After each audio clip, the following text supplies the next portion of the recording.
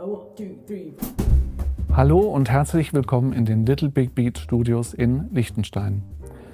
Dieser Studiokomplex von Little Concert ist sehr vielfältig aufgebaut. Hier wird gemastert, aufgenommen, es gibt Events und Konzerte und es ist schön, wie hier alle möglichen Dinge miteinander verwoben sind. Unter anderem auch dieser Hörraum, der sogenannte Magic Room, mit über 50.000 Schallplatten. Das sorgt für sehr gute Akustik und es macht immer sehr viel Spaß, hier Musik zu hören.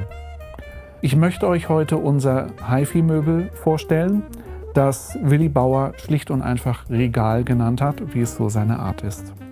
Das Regal ist funktional, erweiterbar und eben optisch auch gut in den Wohnraum integrierbar. In der Basisversion hat es 2 Ebenen, so wie man hier sieht. Man kann es aber auch auf 3 oder 4 maximal aufstocken.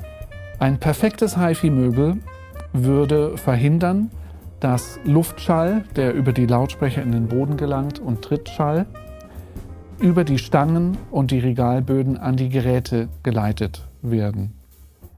Andererseits würde ein perfektes HiFi-Möbel auch dafür sorgen, dass mechanische Energie, beispielsweise Trafobrummen, aus den Geräten abgeleitet wird und sich dann jetzt beispielsweise hier im Holz in Wärme verwandelt.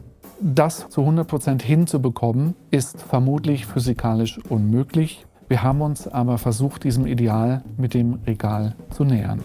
Der Clou an unserem Regal ist, dass die Böden, obwohl es so aussieht, nicht festgeschraubt sind an die Stangen. Ich zeige das mal kurz. Wenn man das hier anlupft, sieht man, dass nur die Schwerkraft das hier zusammenhält. Das Ganze ist dadurch zwar in der vertikalen absolut stabil, aber in der horizontalen hat es etwas Spiel. Das mag althergebrachten HiFi-Grundsätzen erstmal widersprechen. Das Prinzip ist aber nicht neu. Es gibt zum Beispiel auch Lautsprecher oder Lautsprecherchassis, die federnd gelagert sind, um mechanische Energie abzufangen.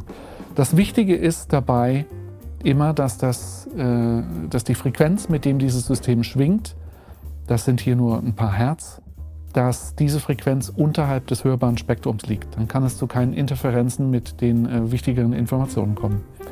Wir haben festgestellt, dass diese Konstruktion insbesondere Plattenspieler weniger anfällig macht für Trittschall als beispielsweise andere Racks oder eine frühere Version des Regals, wo wir die Regalböden noch festgeschraubt hatten.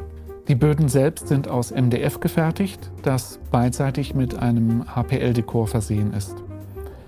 Wie ihr sehen könnt, befindet sich an der Unterseite des Bodens eine Fräsung, ein geometrisches Muster. Das sorgt dafür, dass das Resonanzverhalten des Regalbodens gleichmäßiger ist, dass die Resonanzen gleichmäßiger verteilt werden und dass möglichst wenig zurückreflektiert wird. Die Stangen, die wir für das Regal verwenden, werden aus massivem Edelstahl gedreht und geschliffen.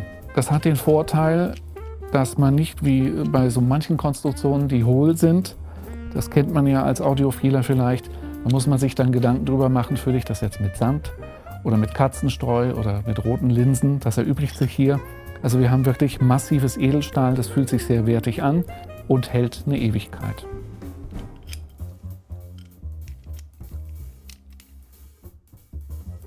Die Füße, die wir verwenden, sind Gelenkfüße.